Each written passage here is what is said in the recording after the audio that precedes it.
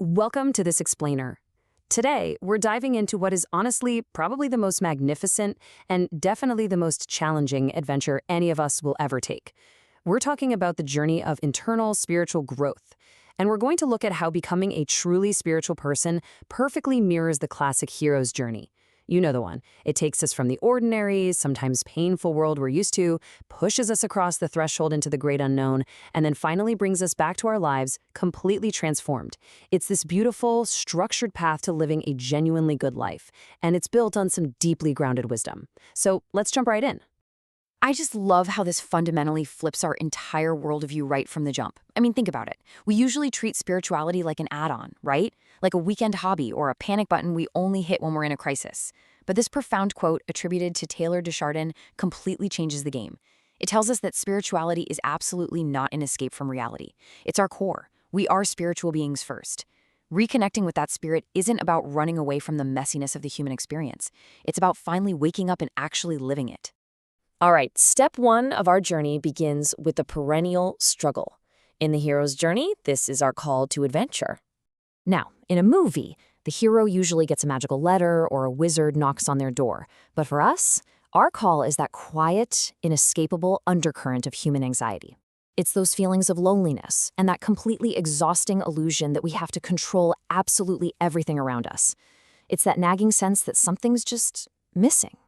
But here is the absolute real game changer. The perennial struggle is not a flaw, it's actually your path.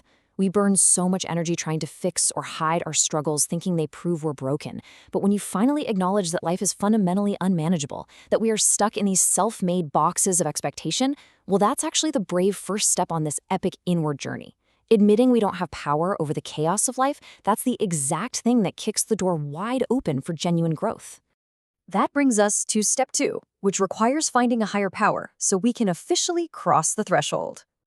So once you step across that threshold into the unknown, there's a huge hurdle that trips a lot of people up, figuring out what a higher power actually is.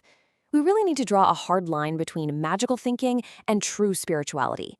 Magical thinking is basically saying, hey, if I just think the exact right thoughts, I can magically control external events, like supernaturally fixing a bank account or making traffic disappear.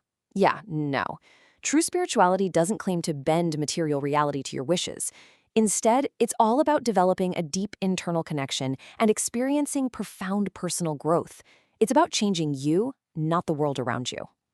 And look, for a lot of folks, the word God comes packed with a ton of heavy, complicated baggage. If that's you, take a breath, because you can literally just set that baggage down. The philosopher William James laid out these highly accessible, totally personalized parameters for a higher power. It just needs to be something larger than our conscious selves, something fundamentally friendly, and just large enough to trust for your very next step. That's it. It doesn't have to be perfectly defined. It can be nature, the universe, the highest version of yourself, or just a spirit of love. You just have to be open to it. Now, you might be wondering, okay, but how do I actually start connecting with that? Well, awe is absolutely your best tool here. Experiencing awe literally rewires our brains and acts as this practical, real-world gateway to spiritual connection. And you can actively practice it using the AWE acronym. First, attention. Intentionally notice something beautiful or meaningful around you, completely without judgment. Second, wait. Just pause, take a breath, and actually let the experience soak in.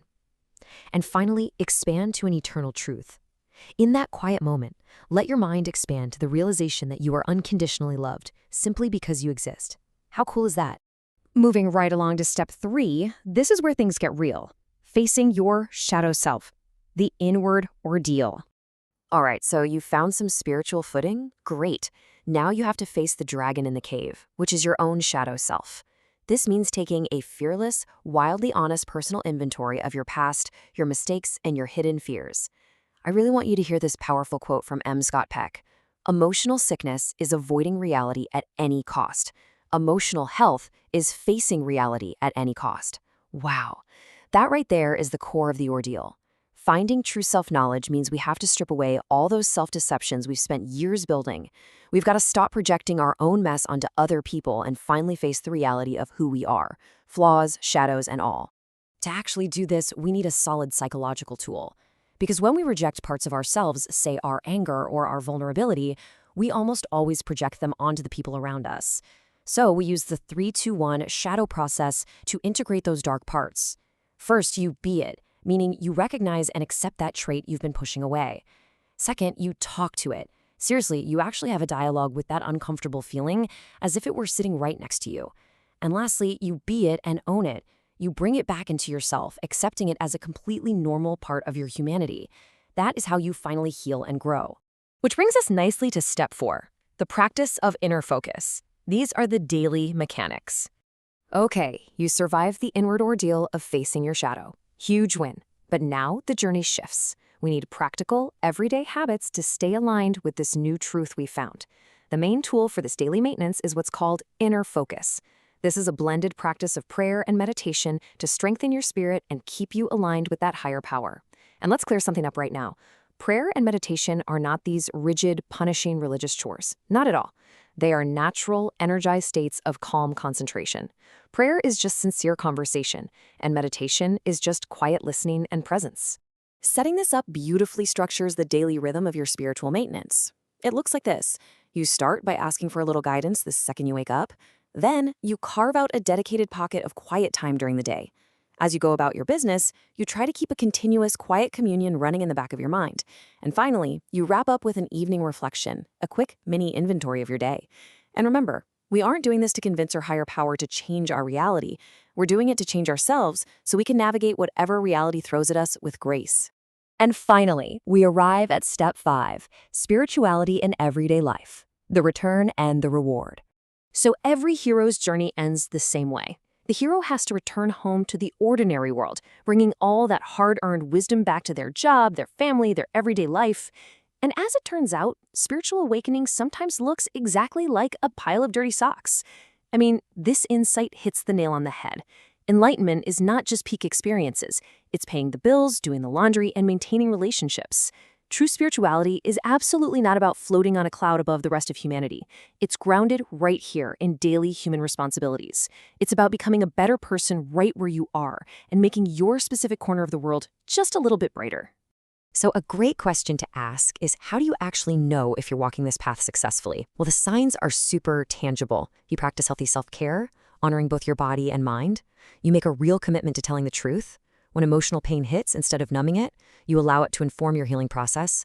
You start experiencing this amazing sense of oneness with other people rather than feeling isolated. And absolutely crucially, you give back. You help others. Because spirituality isn't a destination where you finally arrive and just put your feet up. It is literally the way you choose to live your life every single day. Wow. Okay, we have covered a tremendous amount of ground today, mapping out the whole architecture of the human soul through the lens of the hero's journey.